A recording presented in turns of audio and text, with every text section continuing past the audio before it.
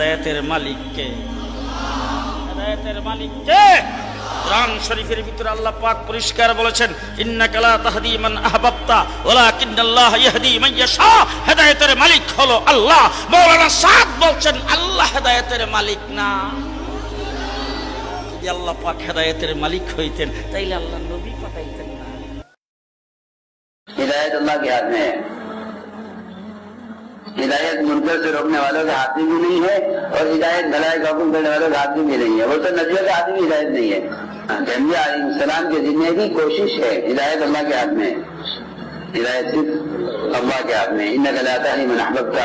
अपनी चाहत से भी आप किसी को हिदायत नहीं दे सकते। जिसको आप चाहते हैं वो लिखे। क्या वो तालिब हिदायत का राजा नहीं? এখানে আমরা স্পষ্ট শুনলাম যে মাওলানা সাদ সাহেব বলেছেন যে হেদায়েত একমাত্র আল্লাহর হাতেই। তাই আসুন আমরা হযরতের উপর আরোপিত মিথ্যা ও অপপ্রচার করা থেকে নিজেও বিরত থাকি এবং অন্যকে বিরত রাখি।